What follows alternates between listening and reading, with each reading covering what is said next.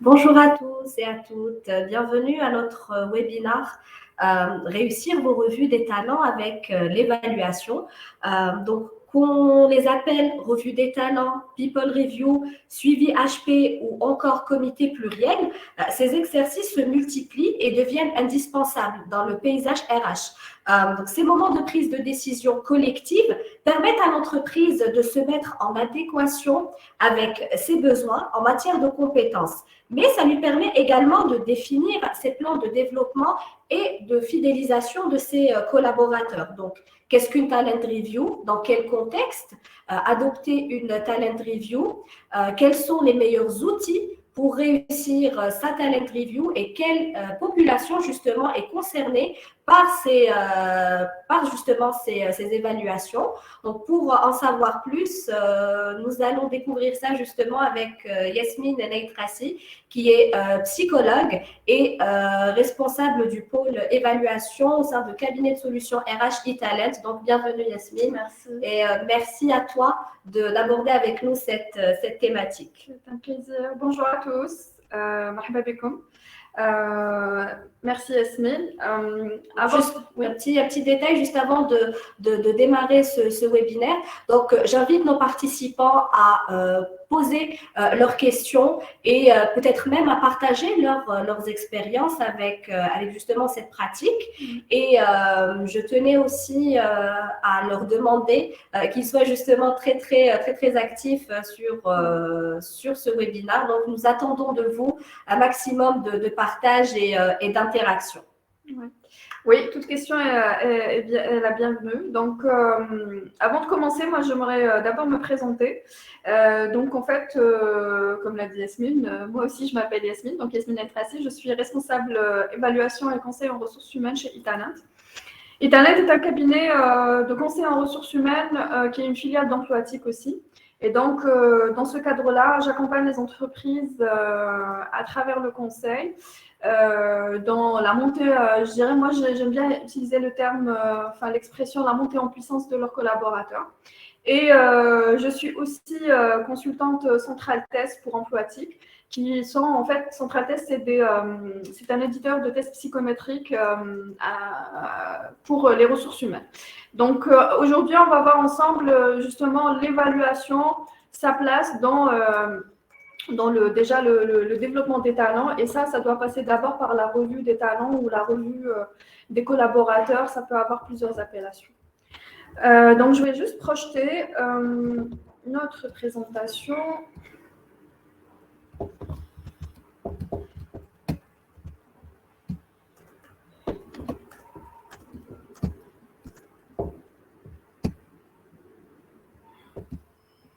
Yes.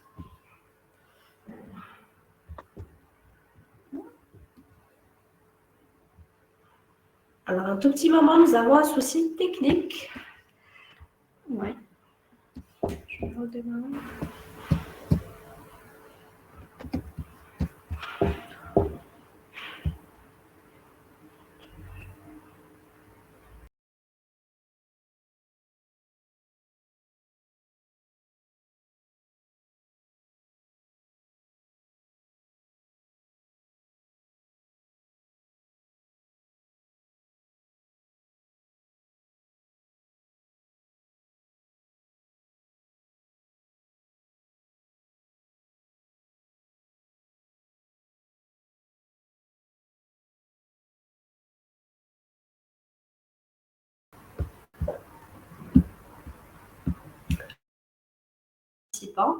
Nous avons eu un tout petit souci technique. Donc, Esme, tu arrives à partager la présentation? A priori. Laisse-moi juste une petite seconde. Voilà. C'est bon. Tu vas juste sur la fenêtre de la présentation. Voilà. Alors, est-ce qu'on arrive à voir la présentation? Oui. Elle s'affiche chez moi. Parfait. Très bien. Alors, Alors, ce qu'on va voir ensemble aujourd'hui, on va le voir en 4 points. La première des choses, c'est d'abord le contexte dans lequel on est actuellement et qu'est-ce qui fait qu'on définit notre stratégie ou notre politique RH en fonction de ce contexte. Qu'est-ce que c'est qu'une revue des talents concrètement, ou revue des employés, ou revue des collaborateurs en fonction de comment on veut l'appeler. Et puis, comment on organise cette revue. Et puis, quand on l'organise, qu'est-ce qu'on prend en considération et donc c'est quoi l'équation réellement. Le contexte d'abord, en fait, on nage en plein dedans depuis quelques temps, depuis 2019, mais aussi avec l'arrivée du Covid. Le contexte international déjà, avec le Covid, avec le ralentissement de l'économie, avec tout ce qui a, avec l'inflation, avec tout ce qui se passe vraiment au niveau mondial, qui a un impact aussi sur le niveau local ici en Algérie. Et donc, en fait, on a vécu à partir de 2019, on a commencé à vivre une crise politique. Une crise politique qui a aussi, il y a aussi eu la crise économique qui a été induite par la crise aussi sanitaire. Donc, on parle déjà crise, il y en a beaucoup là pour le coup. Et donc, en fait, on vit un contexte assez difficile. Et surtout difficile aussi pour les organisations, pas uniquement vraiment pour le citoyen, mais aussi pour les organisations, pour essayer de maintenir l'équilibre. Et donc, dans ce contexte-là, beaucoup d'entreprises, en fait, se ressentent sur elles-mêmes et ont décidé de voir ce qu'elles ont à l'intérieur pour se réadapter. Et donc là, pour le coup, je cite l'étude de perspective de recrutement d'emploi TIC qui a été réalisée en 2021, en deux éditions. La plus récente, c'est celle du deuxième semestre, où on voit en fait que 50% des entreprises qui ont été sondées envisagent en fait une stabilité de leur effectif, c'est-à-dire que pas de recrutement en externe, mais vraiment faire avec ce qu'on a à l'intérieur de l'entreprise. Alors que d'autres se projettent encore moins avec leurs employés et donc prévoit aussi une réduction carrément des effectifs. Réduction veut aussi dire optimiser les ressources. Et puis, on n'a que 28% qui prévoient de recruter, donc qui s'ouvrent aussi et qui ont des perspectives en externe. C'est vraiment des informations qui vous donnent vraiment de bons indicateurs sur c'est quoi les tendances et les enjeux des ressources humaines pour l'année. Et puis, en fait, au-delà de ça, même si les entreprises souhaitent recruter à l'externe, il y a beaucoup aussi de contraintes qui font qu'elles ont encore plus doublement envie de faire avec ce qu'elles ont à l'intérieur, parce qu'il y a une tension sur les compétences, il y a une rareté des profils, il y a un manque d'expérience, etc. Et donc, en fait, elles réfléchissent à comment faire évoluer aussi leurs collaborateurs. Tout ça fait que, en fait, c'est simple, on a de grands enjeux, les grandes lignes des enjeux RH de 2021 qui sont aussi celles de 2022, c'est d'abord d'anticiper et innover, c'est-à-dire qu'on a beaucoup de changements, beaucoup de bouleversements. On l'a dit, j'ai dit le mot crise, je ne sais plus combien de fois. Personne n'était préparé justement à cette crise. Et donc, les entreprises sont de plus en plus vigilantes et ont peur justement de faire face à d'autres crises. Donc, elles sont dans une logique d'anticipation. Exactement, d'anticipation et d'adaptation. C'est-à-dire qu'on s'inscrit aussi un peu dans l'agilité et la résilience. Elle privilégie l'optimisation. Et donc, pour optimiser, il faut identifier ce qu'il y a à l'intérieur de l'entreprise, faire des choix, développer, etc. C'est aussi apprécier les performances, apprécier le potentiel des individus, etc. Et ensuite, à la fin, moi, quand j'ai fait tout ça en tant qu'entreprise, qu'est-ce que je dois faire? Je dois engager, accompagner. Parce que si je me sens sur l'intérieur, ça veut dire que je compte sur cette ressource et comment je peux faire que cette ressource reste avec moi, qu'elle m'accompagne dans mes objectifs. Et donc ça, c'est là où en fait la revue des talents intervient. Donc, c'est quoi concrètement une revue des talents? Alors, en fait, la revue des talents, c'est simple, c'est un outil de la gestion prévisionnelle des emplois et des compétences qu'on appelle l'AGPEC. C'est un outil qui permet d'accompagner le business tout simplement. C'est-à-dire que j'ai des objectifs, j'ai une vision, etc. Comment je peux l'accompagner à travers cette gestion prévisionnelle des emplois et des compétences. Et la revue des talents est un outil dans toute cette démarche. La revue des talents permet en fait d'évaluer toute votre organisation ou alors même partiellement, pas forcément toute, après ça dépend de l'approche de l'entreprise, mais pour savoir qu'est-ce qu'il y a comme compétences à l'intérieur de l'entreprise. Ensemble, qu'est-ce que j'ai comme compétences? C'est quoi mes points forts? C'est qui les personnes sur lesquelles je peux vraiment m'appuyer? Celles qui me freinent, celles qui ont besoin d'attention, celles qui ont besoin d'être motivées, etc. Et donc, quand je sais tout ça, je sais que je vais être plus efficace parce que je vais accompagner toutes ces personnes-là, mais vraiment de manière très personnalisée. Donc, justement, j'aurais une petite question dans ce sens, Yasmine.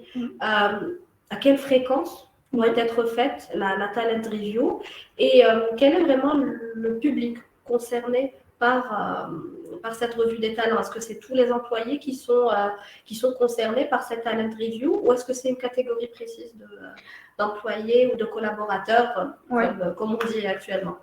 Alors, déjà, la durée, le timing ou le rythme, c'est qu'en fait, la talent review, bon, chaque organisation a ses propres process. Mais après, on le verra tout à l'heure, la talent review obéit à certaines règles, parmi lesquelles évaluer une performance sur une durée déterminée. Et donc, on ne peut pas dire que quelqu'un est performant parce qu'il a réalisé ses objectifs en 3 mois ou en 6 mois. On va apprécier cette performance sur une année, sur 2 ans, sur plusieurs années. Et donc, c'est un cycle qui est assez lent. Après, ça dépend aussi de la cible aussi. Je fais cette talent review pour les managers une fois par an. L'année prochaine, je vais faire pour les autres. On peut la faire une fois par an, une fois tous les 6 mois ou une fois tous les 2 ans. Mais pas la même population. Mais elle obéit à un certain rythme et surtout, l'idée, c'est de prendre du recul pour pouvoir apprécier. Et c'est là où c'est important. Et donc, en fait, le rythme, il a déterminé en fonction de ça. Très bien.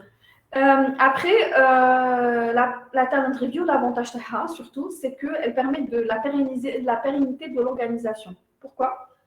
Parce que quand je sais où sont mes talents, je sais aussi où sont ceux qui ne le sont pas, je sais comment je vais organiser tout ça, orchestrer tout ça pour sécuriser mon organisation, la réalisation de ma performance, de mes objectifs et donc en fait de mon business.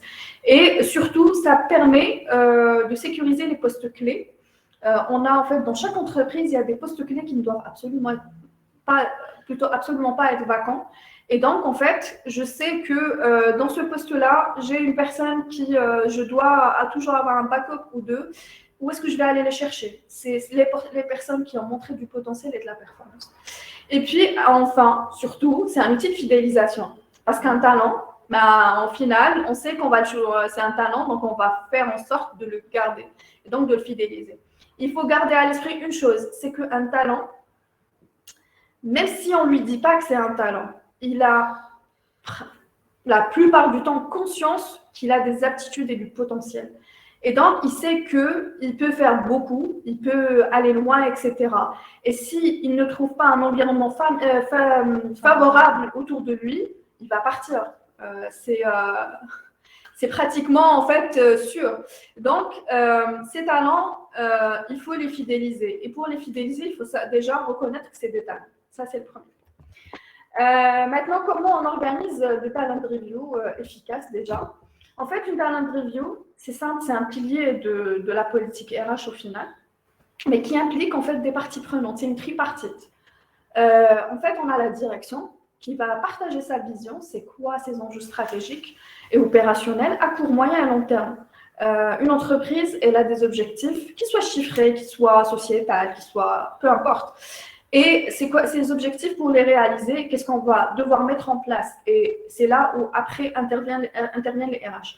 Donc la première étape, c'est la direction. Elle donne direction donne la direction justement où on veut aller, mais vraiment en fixant les délais. Et ensuite, les RH prennent le relais en traduisant cette vision en enjeu organisationnel. Comment je vais accompagner cette vision pour qu'elle se concrétise? Et donc, c'est là où on va devoir voir comment on va placer les pions un peu dans l'échiquier. Ces pions-là, en fait, c'est vos talents. Et puis, les managers, parce que sans eux, on ne peut rien faire. Sans des managers, on ne peut pas avoir les inputs, les informations qui vont nous permettre d'identifier ces talents. Et en plus, on ne peut pas aussi accompagner ces talents et les fidéliser. Donc, les managers sont aussi une pierre angulaire dans cette démarche-là, dans ce processus-là. Ils vont contribuer à nous alimenter en termes d'information, etc., d'appréciation et tout. Et puis, ils vont accompagner les talents. Donc, c'est une tripartite qui doit vraiment être bien rodée, qui doit être vraiment, où chacun doit vraiment être impliqué, parce que si l'un ou l'autre n'est pas clair, ou n'avance pas, ou ne s'implique pas, le processus ne sera pas efficace. Et donc, cette People Review, tout simplement, en fait, maintenant qu'il y a on va dire trois interlocuteurs ou trois acteurs. Trois acteurs exactement. Ok, qu'est-ce qu'ils vont faire, ces trois acteurs? Qu'est-ce qu'ils vont faire? C'est simple. En fait, on va, dans une People Review, on prend deux données, la performance et le potentiel. Performance, c'est-à-dire que la capacité d'un individu à mobiliser vraiment de manière très adéquate ses ressources individuelles. Ses ressources, c'est-à-dire ses compétences, sa façon de réfléchir, sa personnalité, etc., pour réaliser ces objectifs-là, d'accord, qui ont été fixés par, encore une fois, la direction qui nous a donné les objectifs. Le potentiel, la deuxième donne, c'est que le potentiel, c'est la capacité, les capacités latentes d'un individu. Elles n'ont pas encore émergé et qui sont là, qui ne sont pas encore visibles, mais qui peuvent en fait émerger. Et donc, c'est des capacités qui vont permettre de driver cette performance-là. Voilà. Et donc, en fait, c'est une équation à deux données, deux variables plutôt. Et puis, c'est la combinaison de ces deux-là qui permettra en fait pardon, je t'en prie, d'apprécier les talents, qu'est-ce qu'on a à l'intérieur de l'entreprise. Donc, en fait, on va mettre ces deux données-là. Donc, la performance, elle doit d'abord être mesurable, c'est-à-dire que pour dire que quelqu'un est performant, je dois mesurer ça en suivant des KPI, en chiffrant ou là, en termes de réalisation, etc. Et donc, en fait, la performance doit être mesurée de manière vraiment juste. C'est-à-dire que si je dis que quelqu'un est performant, c'est que j'ai de quoi appuyer ça. Pour ce qui est du potentiel, ça doit être évaluable, c'est-à-dire que je peux l'évaluer et l'identifier. Et l'identifier de manière objective. Je ne peux pas dire que quelqu'un a du potentiel juste comme ça. C'est que je sais, à travers des outils, que cette personne a des aptitudes qui sont latentes, qui vont émerger avec le temps, qui vont me permettre d'aller vers la performance. Il faut savoir que le potentiel on peut prédire la performance à travers le potentiel. Donc, quelqu'un qui arrive dans une organisation qui est là depuis une année, qui évolue un peu, une année, c'est un peu un temps d'adaptation aussi. Hein. Je peux, à partir de la première année et après avoir utilisé certains outils, prédire sa performance pour l'année prochaine, etc. Parce que je sais de quel type de potentiel il a. Inversement, la performance ne peut pas être un indicateur de potentiel. Parce que la performance, c'est juste une performance. Donc, j'ai mobilisé des ressources pour arriver à réaliser un objectif. Donc, l'un peut donner un indicateur sur l'autre, mais le potentiel peut donner un indicateur sur la performance, mais la performance ne peut pas donner d'indicateur sur le potentiel. Et donc, vous voyez un peu l'importance d'évaluer le potentiel. C'est vraiment très important.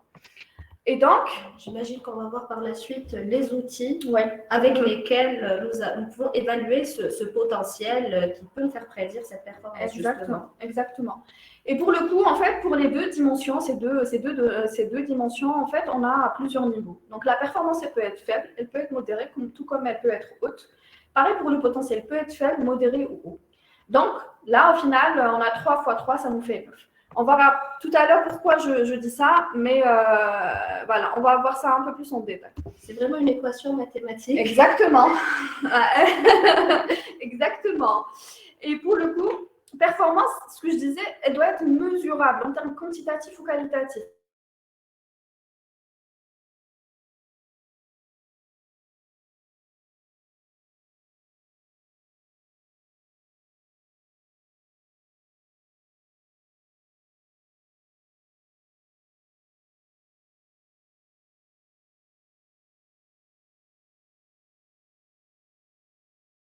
Je ne peux pas juger quelqu'un qui était là un mois et qui est parti, qui revenu 3 mois après, etc.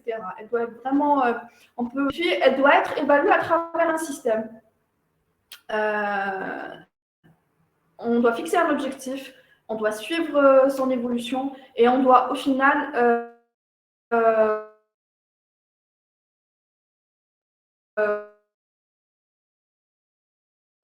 voir c'est quoi la réalisation.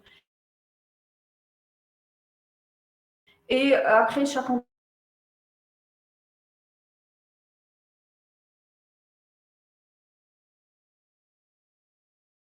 entreprise a son propre système,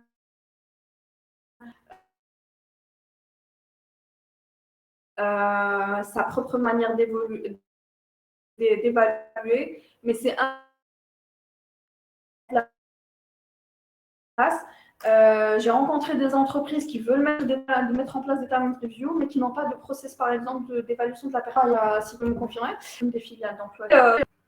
Voilà. Donc, en fait, c'est pareil que pour la performance, il faut l'évaluer. On ne l'évalue pas de la même manière parce que là, on n'a pas des KPI chiffrés, etc. Mais on a d'autres manières d'évaluer. Et donc, ça doit être basé sur ce qu'on appelle l'analyse multicritère, c'est-à-dire qu'un individu, un employé, il fait partie de mon organisation depuis un certain temps ou là, depuis récemment. Moi, je vais essayer de l'évaluer pour voir tout son potentiel. Et quand je dis tout son potentiel, c'est toutes les dimensions du potentiel humain, c'est-à-dire son niveau de motivation, ses aptitudes en termes d'apprentissage, en termes de managérial, en termes de leadership, il y en a plein. Et puis, en termes de personnalité, cette personne, elle a une personnalité quand elle arrive au travail, on appelle ça la personnalité au travail. Cette personnalité, comment elle évolue à l'intérieur de l'entreprise pour favoriser la réalisation d'un objectif. Et donc, ça peut être c'est prédictif du potentiel. Et ces évaluations, elles doivent être objectives. Et pour l'être, elles doivent mobiliser ou utiliser des solutions qui sont adaptées de nature psychométrique, psychotechnique ou en termes anglo-saxons, assessment center, c'est des centres d'évaluation. Donc en fait, on utilise des outils pour évaluer ce potentiel-là. Ces outils vont objectiver notre appréciation d'un individu. Je ne vais pas dire que Mohamed a beaucoup de potentiel sans avoir observé que Mohamed est hyper motivé, que c'est quelqu'un d'ambitieux, qui aime les challenges, etc., qui a aussi d'autres aptitudes en termes de leadership, qui peut être très influent dans son service, qui va être force de proposition, qui a une vision stratégique, qui est très facile à vivre, qui est assertif, qui est agile. Ben, voilà. Quand j'aurai observé tout ça à travers des outils, je peux dire que Mohamed a du potentiel. Et donc, pour le faire, il faut utiliser des solutions qui sont, comme je l'ai dit, psychométriques, psychotechniques et assessment center. Psychométrique. Est-ce qu'on peut voir en détail justement ces outils et par la suite, est-ce que tu pourras répondre à cette question? Oui. Est-ce que ça doit être forcément utilisé en interne? C'est-à-dire, est-ce qu'on doit avoir une personne dédiée en fait pour effectuer ces tests-là et ces assessment centers? Ou est-ce qu'on préconise aussi que ça soit fait par externalisé, exactement. Alors, qu'est-ce que c'est déjà psychométrique? Parfois, on a l'impression que c'est des termes. Non, mais et des fois aussi, on a tendance. Moi, personnellement, au début, j'avais tendance à confondre psychotechnique et psychométrique. Or, c'est pas la même chose. C'est différent, mais c'est juste une petite nuance. Alors, psychométrique veut dire psyché et métrique. Psyché, c'est vraiment le psychisme d'un individu, son mental, on va dire, avec des termes plus simples. Et métrique, c'est on va le mesurer. On va vraiment avec une démarche scientifique. Et donc, en fait, c'est des tests qui vont évaluer un comportement humain. Psychotechnique, qui est psychotechnique, parce qu'il va évaluer aussi un savoir. Ça peut être, par exemple, un autre test qui va... raisonnement peut-être. Raisonnement, ça peut être, par exemple, un autre test qui va évaluer les aptitudes commerciales. Parce qu'en fait, on a du comportement, mais aussi on a en fait d'autres habilités purement métier. Et puis, Assessment Center, c'est un centre d'évaluation en anglais. Mais concrètement, on invite la personne et elle va subir un certain nombre d'épreuves, d'exercices, de mise en situation, de simulation, qui vont nous permettre, au bout d'une journée, d'une demi-journée, etc., faire vraiment une cartographie, mais très, très large de son poste. Comment il est, c'est quoi.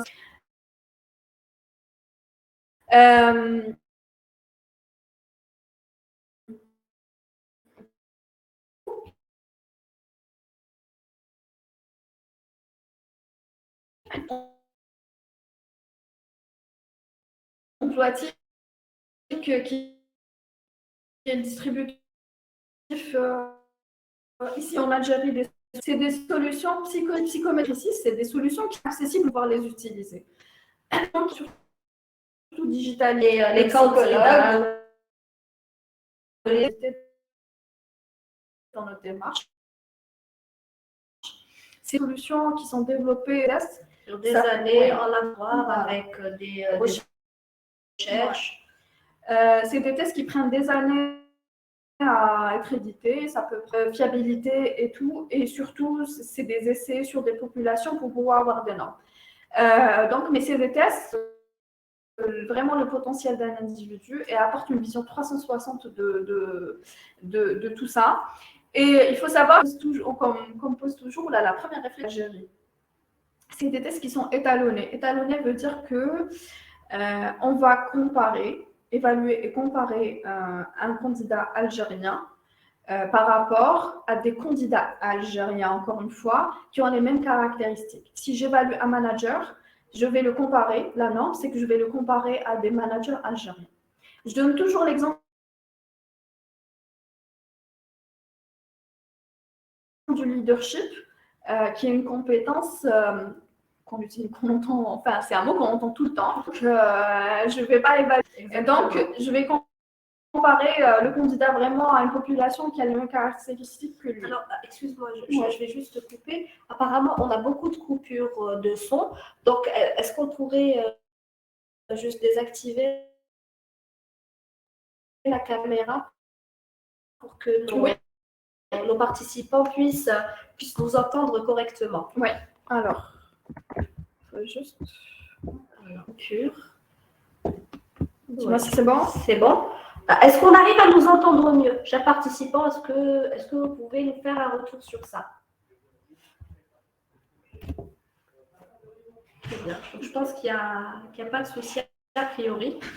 Très bien. Et voilà. Ouais, parfait, très bien. Donc, c'est des solutions qui sont très accessibles.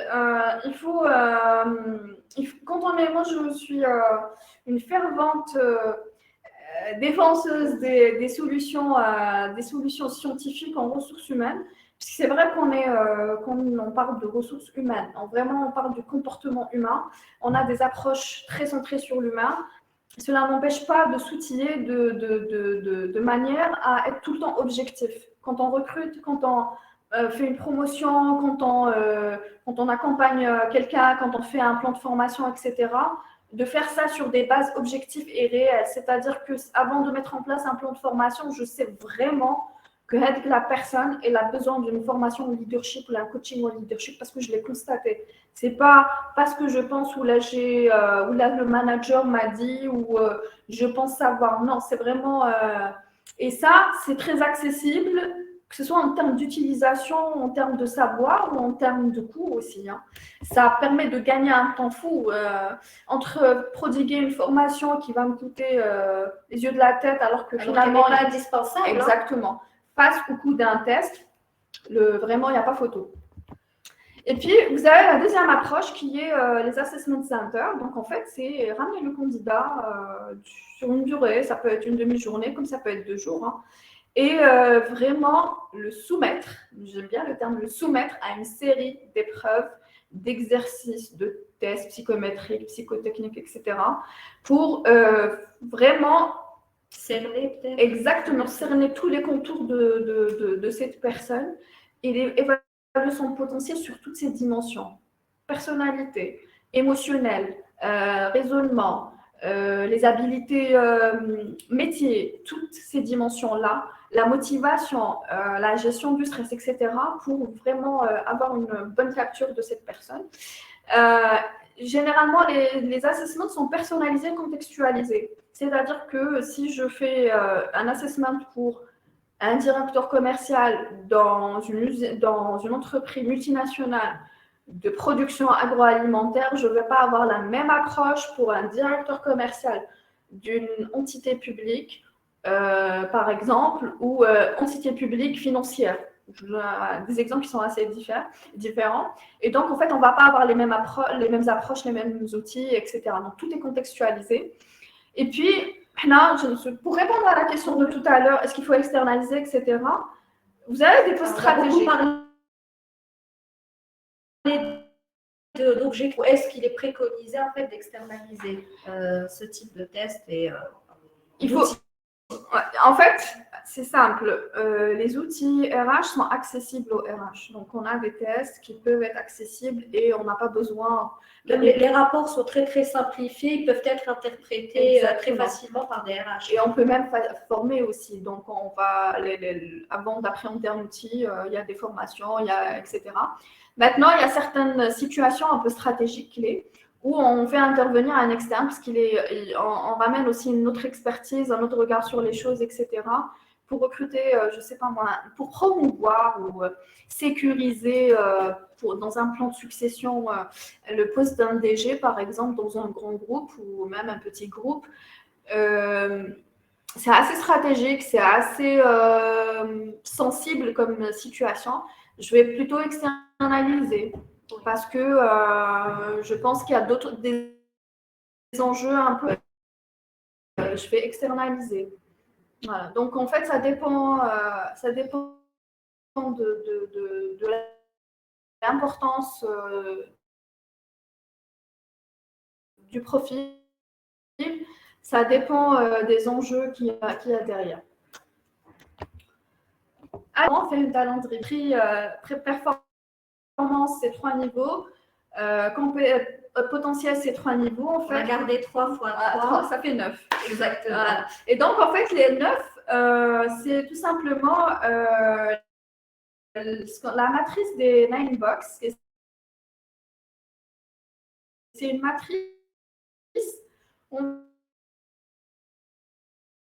va placer un peu tout ça. Je vous dis, ça va être, en fait, c'est réellement ça.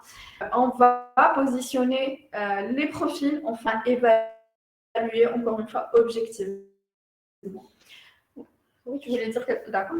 Alors, l'avantage de cette grille, c'est que en fonction du résultat, on a en fait différentes manières d'approcher les choses. C'est-à-dire, si je place quelqu'un en haut potentiel, ben, j'aurai une approche. Si je place quelqu'un dans une autre boîte, ce sera une approche différente. Et donc, la 9 box, c'est ça en fait, c'est à ça qu'elle ressemble. En fait, on a les 9. Tout ce qui est à l'extérieur droit, en fait, c'est tout ce qui est en vert. C'est les personnes qui ont le plus de potentiel et qui on va dire, les meilleurs résultats, on va dire. Tout ce qui est en rouge, c'est là où on va se questionner et vraiment se casser un peu plus la tête pour voir comment on peut les accompagner ou travailler avec eux, parce qu'il y en a qu'on ne peut pas accompagner. Et donc, comment on va faire? Donc, en fait, vous avez l'axe potentiel et l'axe performance. L'axe potentiel, donc, encore une fois, progressif et performance aussi progressif. Donc, là, vous avez par exemple le mauvais recrutement. En fait, il y a plusieurs appellations. Ça peut être mauvais recrutement, ça peut être, il y en a qui appellent ça iceberg parce qu'en fait, on ne peut pas avancer avec eux. Chacun appelle ça comme ça, mais en fait, c'est les personnes qui n'ont pas de potentiel et qui ne performent pas. Non seulement elles ne performent pas, mais il n'y a pas de perspective qu'elles progressent. Et c'est des personnes qui sont problématiques dans une organisation parce qu'on ne sait pas quoi faire avec eux. Vous avez des personnes dans la case qui est plus haut, les personnes inconsistantes, c'est-à-dire qu'elles ne performent pas, mais qui ont quand même une marge de manœuvre pour avancer, pour se développer. Mais ça reste qui est assez énigmatique parce que c'est des personnes qui ont un bon potentiel, mais qui ne performent pas. C'est qu'il y a une problématique qui les empêche de performer. Donc là, on va aller creuser le pourquoi. Vous avez les cases, la deuxième colonne. Vous avez la partie, la case acceptable, c'est-à-dire que la performance est plutôt là, plus ou moins là. Et en revanche, il n'y a pas de potentiel maquage. Quand je dis potentiel maquage, c'est-à-dire que les personnes elles sont au maximum de leur. Excuse-moi, je pense qu'on a apparemment un sérieux problème de son. Donc, est-ce que tu permets qu'on remette la connexion réseau? Oui. Nous nous excusons à chaque participant. Nous allons changer de connexion, encore une fois, et nous allons revenir vers vous dans un tout petit moment. Donc, on met la connexion réseau. On va essayer je suis sur. tu es sur réseau. C'est pour ça. Remets-toi sur 4G. Voilà. Et tu mets connexion automatique.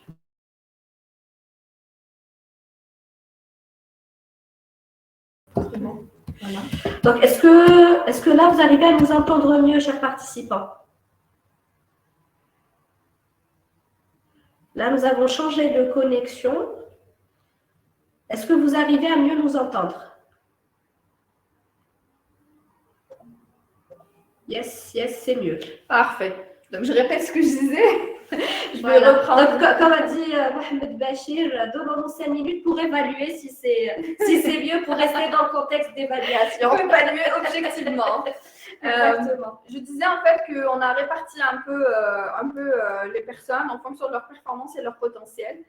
Si je vais un peu récapituler sur les cases rouges, les plus problématiques dans une organisation, c'est celle du mauvais recrutement, parce que c'est des personnes qui n'ont pas de potentiel et qui ne performent pas. En somme, on ne peut pas avancer avec eux. Et puis la case du haut, qui est énigmatique, c'est-à-dire que c'est une personne qui a du potentiel mais qui ne performe pas et qui a une problématique quelque part qu'il faut identifier. C'est les plus problématiques pour l'organisation. Dans la colonne du milieu, vous avez ceux qui ont une performance plutôt acceptable, mais qui sont vraiment full, au maximum de leur potentiel. Même s'il est bas, c'est tout ce qu'ils peuvent faire. Au maximum de leur potentiel ou au maximum de leur perspective. Peut-être qu'ils ne sont pas forcément au courant de leur potentiel et qu'ils ne se voient pas peut-être aller plus dans l'organisation. Est-ce que c'est ça? Donc, je ne sais pas. Alors, c'est assez difficile parce qu'en fait, quand tu évalues un potentiel, tu évalues aussi le niveau de motivation, etc. C'est plusieurs facteurs, hein, c'est pas un seul. La motivation est une partie, mais pas tout. Alors, vous avez ceux du milieu, c'est les joueurs principaux, c'est là où se situe un peu la plupart des personnes qui ont un potentiel plutôt assez modéré, mais qui arrivent à performer. Après, vous avez l'autre bleu, c'est les travailleurs solides, c'est-à-dire que c'est les soldats un peu de l'entreprise qui performent, mais malgré qu'ils sont dans un potentiel limité, mais qui performent, qui arrivent à avancer et la performance est là. Voilà. Mais après, il ne faut pas s'attendre avec eux à aller plus loin. Tout ce qui est vert, c'est les personnes avec lesquelles on peut le plus avancer à aller plus loin. Et c'est les personnes les plus prometteuses. Vous avez le performeur qui performe et qui a un potentiel qui est là, mais qu'il faut aussi un peu booster.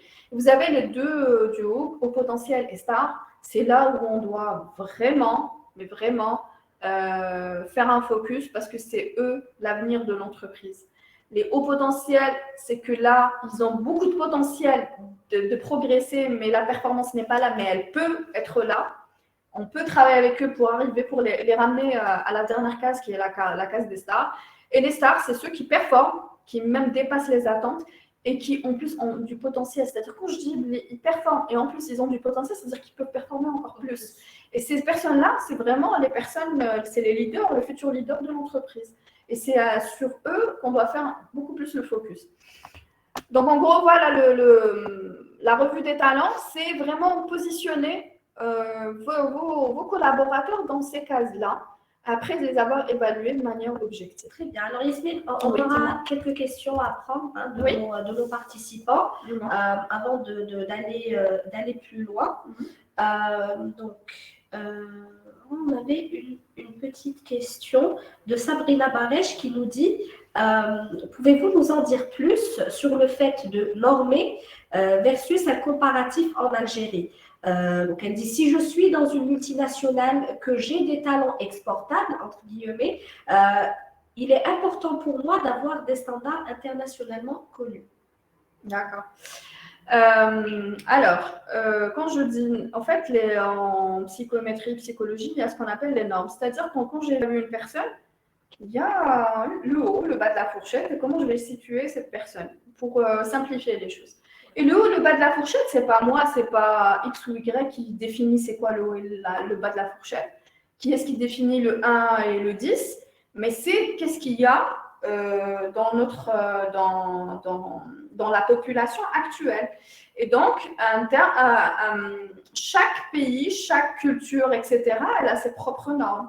Maintenant, quand vous me dites je vais exporter, il y a en fait, c'est des, des subtilités.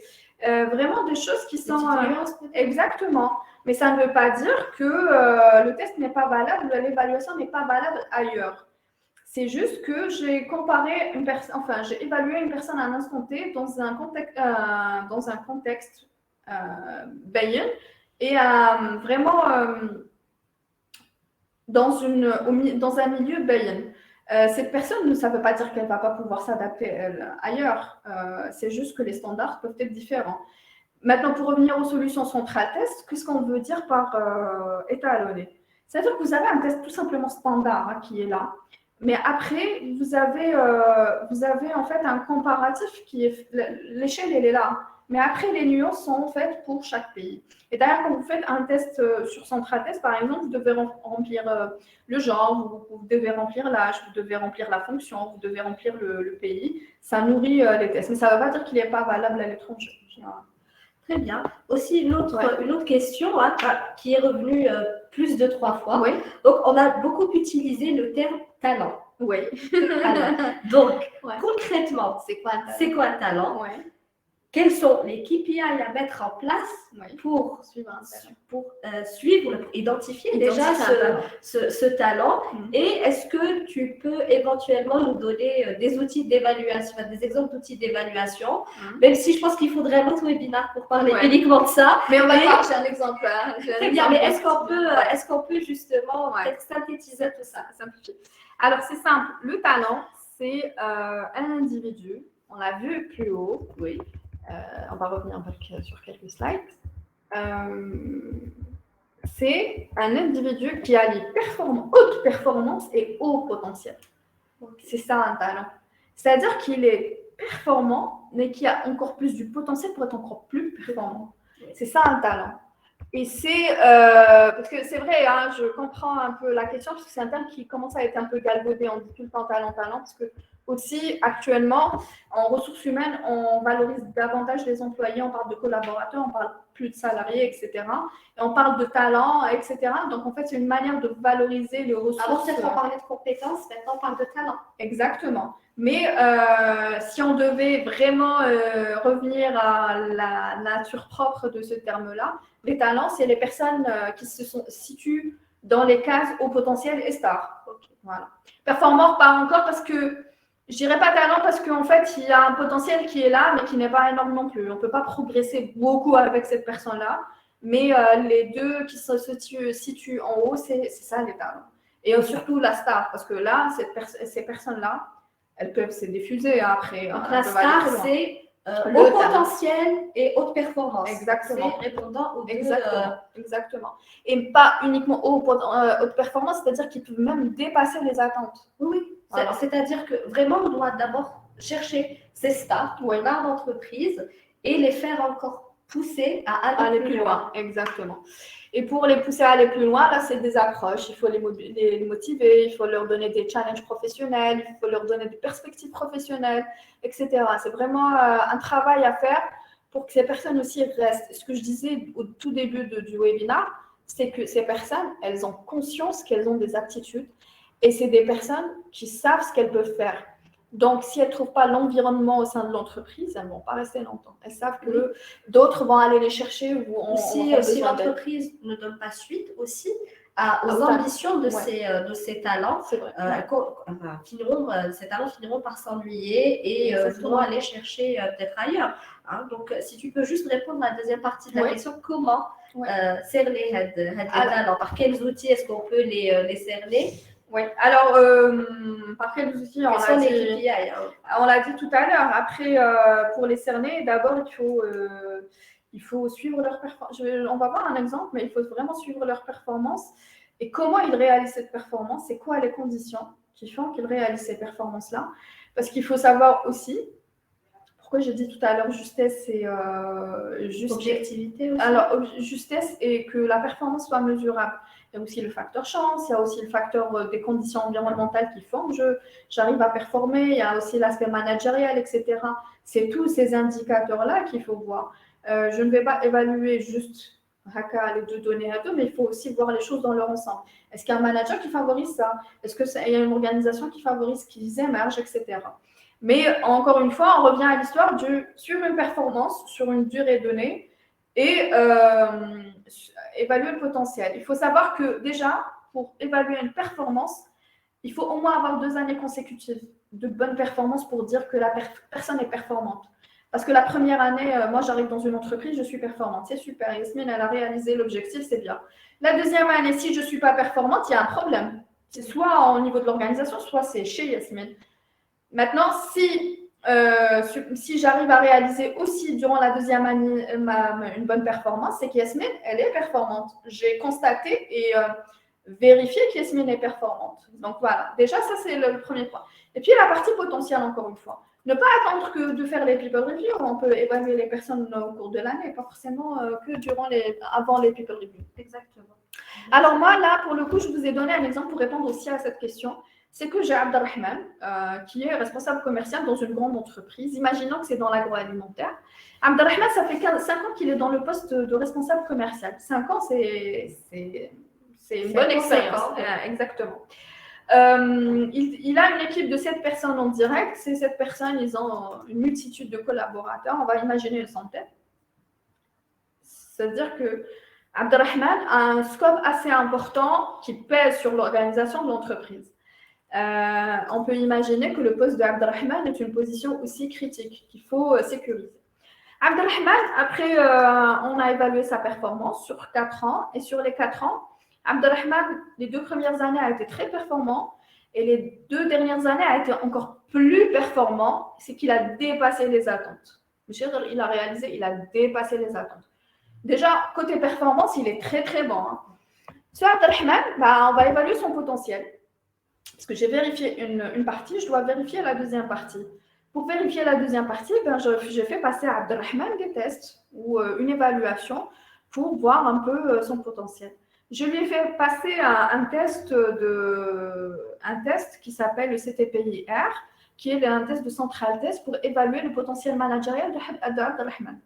Managérial dans le sens opérationnel et dans le sens stratégique et dans le sens aussi gestion d'équipe. Hein. Parce qu'on est manager sur plusieurs dimensions. On a la partie opérationnelle, comment je gère mes activités et comment je les pilote.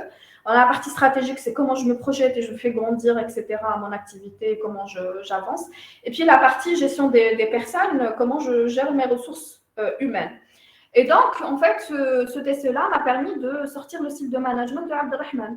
Abdelrahman est un leader. Je vois que dans son test, c'est quelqu'un qui a vraiment un beau potentiel de leader.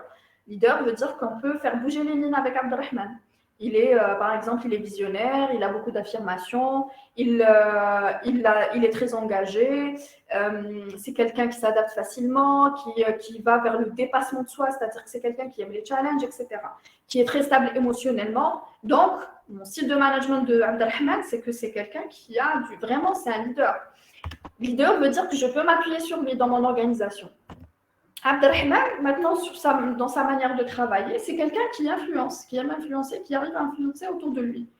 Encore une fois, c'est quelqu'un qui peut faire bouger les lignes. Faire bouger les lignes veut dire performer, faire de la croissance, par exemple, puisque c'est un responsable commercial, vraiment aller chercher de nouvelles opportunités, aller concurrencer, etc. C'est quelqu'un qui a beaucoup d'affirmations, qui est tactique, c'est-à-dire qui est très diplomate dans ses relations avec les autres, qui est optimiste et qui s'inscrit dans l'action. Il n'est pas dans la réflexion à attendre les choses, mais qui est actif. Donc, vous voyez qu'à travers ça, moi, au final, si je devais prendre Abdelrahman et voir un peu où est-ce que je peux le positionner dans ma Ninebox, je vais le mettre en tant que star. Parce que sur 2 ans, il a bien performé. Sur 2 autres années, il a dépassé les attentes. Mais en plus, il a un très bon potentiel qui est là. Donc, je vais le mettre dans la dernière box qui est la plus importante.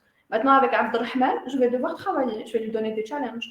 Je vais lui donner des perspectives de carrière. Peut-être que je vais l'orienter progressivement, j'insiste sur le terme progressivement, vers une position plus importante de directeur, par exemple, directeur commercial, le préparer à cette position. Je vais le motiver, je vais lui donner des challenges, pas forcément... Motiver ne veut pas forcément en termes financiers ou quoi que ce soit d'autre, ou la rémunération. Ça peut être, par exemple, par des projets. Je peux l'envoyer, je ne sais pas où, faire... je ne sais pas, un challenge professionnel, ça peut être une formation, etc.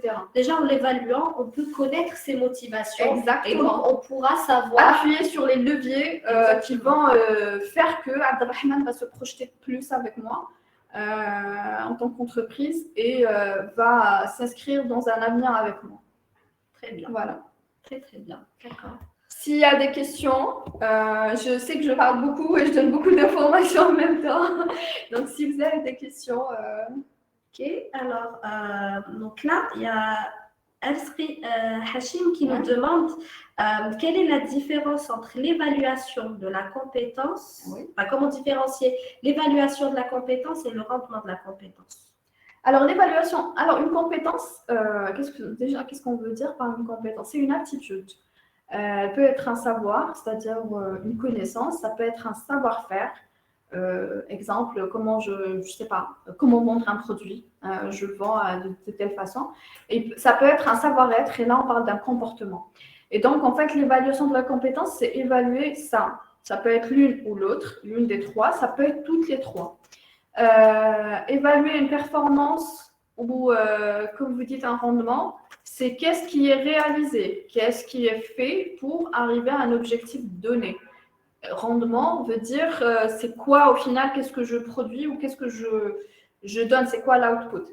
Et c'est ça la différence, c'est qu'on n'évalue pas de la même manière parce que c'est pas la même nature qu'on évalue. On va pas, une compétence, on n'a pas des KPI, on a des indicateurs mais on n'a pas de KPI au sens comme on peut l'imaginer dans la performance, c'est-à-dire chiffré, etc.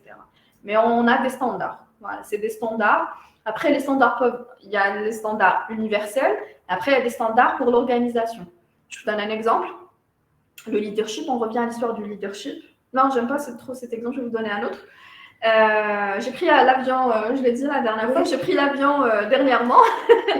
Et l'avion, en fait, il y avait beaucoup de turbulences. Et après l'avion, il a commencé un peu à sonner. Bon, la panique et tout. On voit les stewards qui partent et qui reviennent, mais qui ont toujours le sourire, le calme, etc.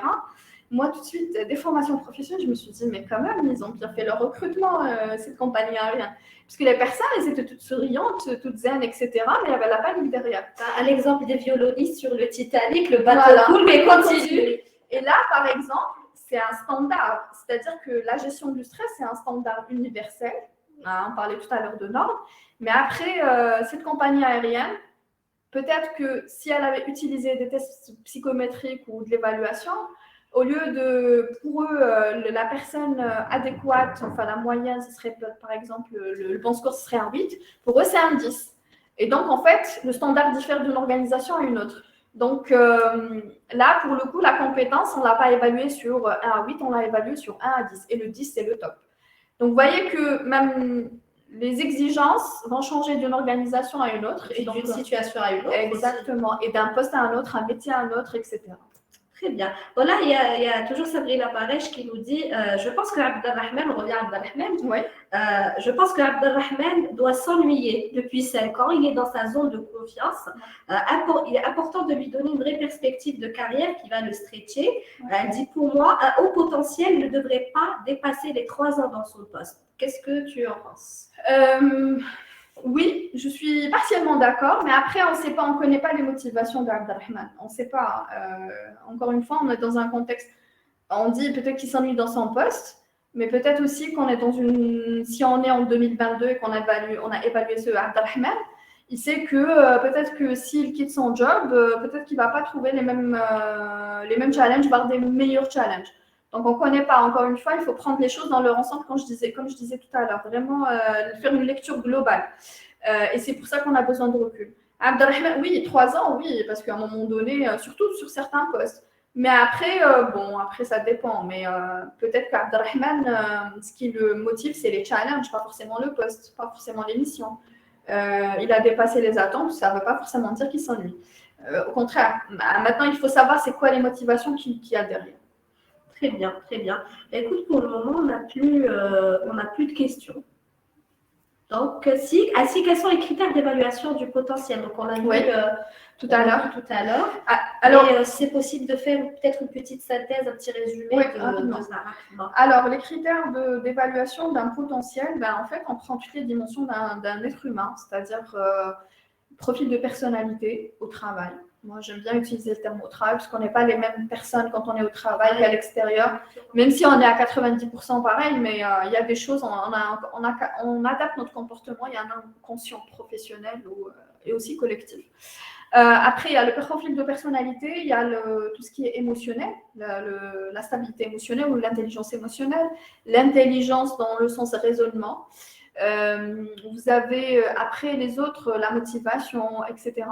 Donc en fait, vous avez déjà les piliers, tous ces trois-là, c'est très important parce que la partie émotionnelle va voir un peu comment la personne peut évoluer dans le temps, comment elle va évoluer dans ses missions, parce que plus on monte, plus les exigences montent, les responsabilités montent, etc. Donc ça permet de voir un peu comment la personne peut évoluer. Personnalité, est-ce qu'elle va matcher avec certaines positions, certaines équipes, etc. Et puis la partie raisonnement, comment elle raisonne tout simplement, comment elle appréhende le monde autour d'elle. Est-ce que c'est une personne qui a une intelligence verbale très développée et donc elle est très attentive aux mots que vous utilisez, à la compréhension de ce que vous dites, ou alors elle est plutôt très chiffrée et donc avec cette personne-là, plutôt numérique, et avec cette personne-là, tout le reste, tout ce qui est subjectif, etc., elle a du mal. Donc en fait, on va comprendre comment elle fonctionne, qu'est-ce qui la motive, qu'est-ce qui lui donne du sens pour venir travailler. Et là, c'est vraiment toutes ces dimensions. Très bien. Là, on nous dit, qu'en est-il des plans de succession? Donc, est-ce que c'est un paramètre qu'on considère lors d'une talent review? Donc, tu l'as évoqué tout à l'heure.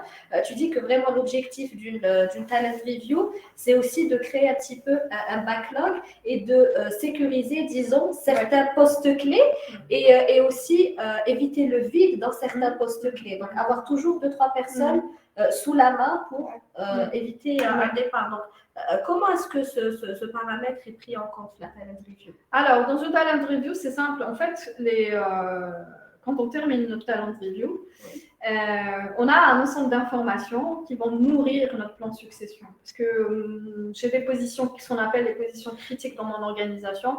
Je ne dois pas avoir un départ dans direction commerciale, le post-flâné, dans la production post-flâné, etc. Parce que je n'ai pas de relève qui est déjà prête, etc.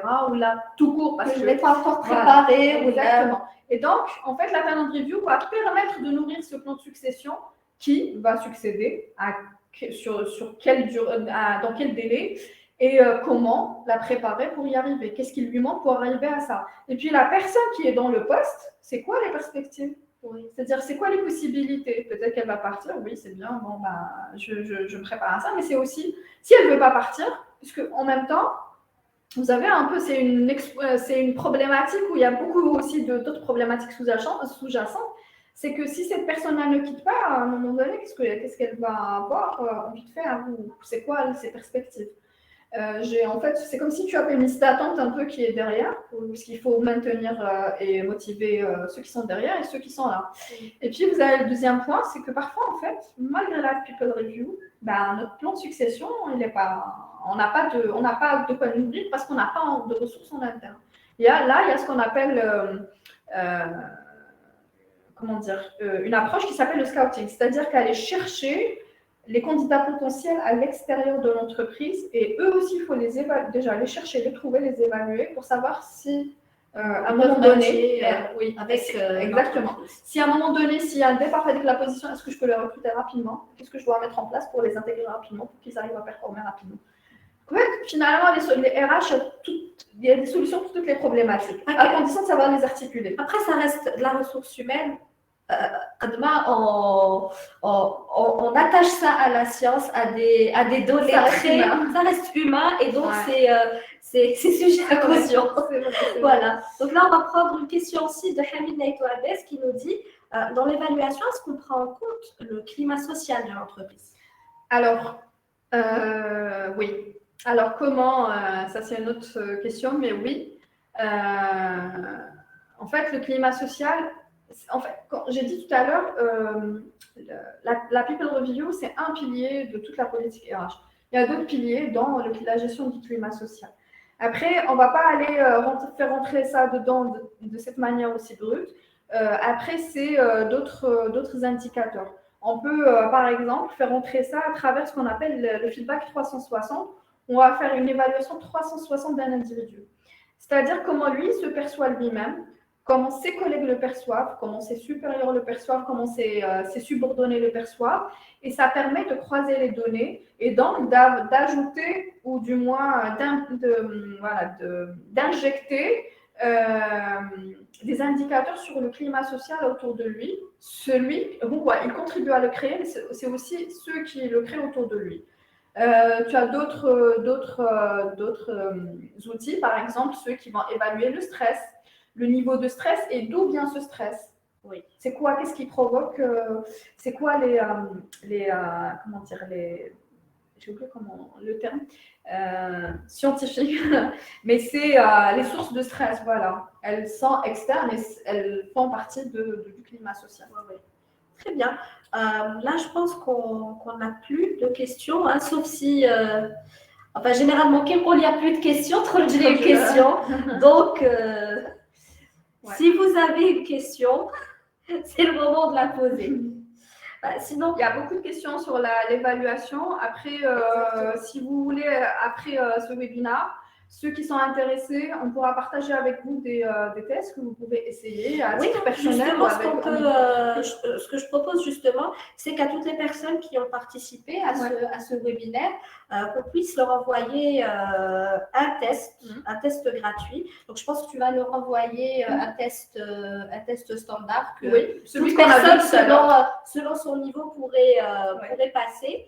Et donc, comme ça, vous pouvez un petit peu connaître cette solution, comment elle fonctionne, quel est le modèle de... Peut-être tu pourras même leur envoyer le modèle de rapport qui peut être généré suite à leur réponse au test.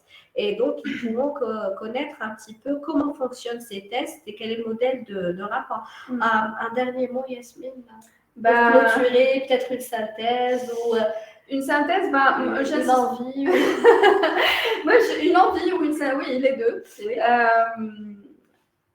Je pense que, alors en fait, c'est vrai que tu as dit tout à l'heure, quand on est dans les ressources humaines, il y a beaucoup d'humains et on a, peu importe qu'on cadre et qu'on mette en place les outils, il y a toujours l'humain qui ressurgit. Finalement, c'est l'humain qui va interpréter, c'est l'humain qui va diriger, c'est l'humain qui va c'est pour ça que se projeter. C'est pour ça qu'il y a de plus en plus d'outils, justement pour objectiver tout. Et il ne faut pas hésiter à s'outiller et vraiment à s'aider avec ces outils-là. Performance, potentiel, peu importe, il y a plein d'autres outils dans notre quotidien. C'est comme quand vous faites avant la paye, c'était tout un truc. Maintenant, la paye, tout est digitalisé, etc. C'est vrai que c'est un processus qui est complexe, mais qui s'est simplifié avec le temps. C'est pareil pour tous les autres processus RH. Alors justement, il y a maintenant une multitude d'outils qui permettent justement de digitaliser les tâches énergivores. Donc, tu as parlé de la paie, on va parler du pointage, on va parler en fait de toutes ces tâches RH qui prenaient vraiment beaucoup de temps. Donc, se sont digitalisées, on prend beaucoup moins de temps sur ces tâches pour vraiment se focaliser sur le développement humain, sur vraiment le potentiel de ces collaborateurs. Et surtout faire ce qui constitue notre cœur de métier en ressources humaines, c'est vraiment développer, accompagner, être là, vraiment, source de conseils, etc. et se détacher de toutes ces actions qui sont chronophages, mais qui peuvent être tellement simplifiées, surtout objectivées. Moi, j'insiste sur le terme objectivé. Que ce soit évaluer une performance ou là une compétence, il ne faut pas que ça soit soumis à une appréciation vraiment personnelle. Parce que voilà, j'ai plus d'affinité avec l'un, je vais le positionner dans l'organisation et le faire monter en termes de responsabilité, etc. Parce qu'au final, je vais fragiliser, c'est l'effet inverse qui va advenir, parce que je vais fragiliser mon organisation, ma performance, mon business, etc. Tu as parlé d'iceberg, peut-être qu'on va vraiment on va dire, un obstacle aux autres d'évoluer, de passer. Et à l'entreprise. À l'entreprise aussi. Exactement. Voilà, très bien. Mais écoutez, merci beaucoup, chers participants, de nous avoir rejoints à ce webinaire. Donc, comme expliqué, nous allons envoyer à tous nos participants un test. Donc, on va leur envoyer le CTPI Pro. C'est bien ça. C'est ça. Donc, il va évaluer le leadership. Exactement. Le potentiel en termes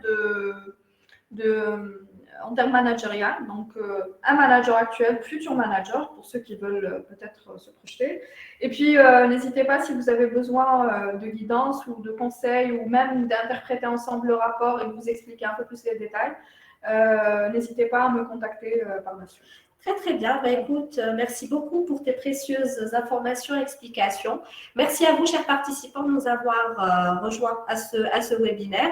Nous restons à votre disposition, comme vous l'a dit Yasmine. Si vous avez besoin de plus d'informations ou des questions, vous pouvez vous rapprocher directement de Yasmine. Je vous dis à très, très bientôt pour une autre thématique inspirante. Et puis, n'oubliez pas, nous avons un webinaire demain qui va être animé par notre cofondateur Lou Jafan et par le directeur régional de Novojob, Marius. Donc, ça sera autour de la digitalisation des ressources humaines, justement.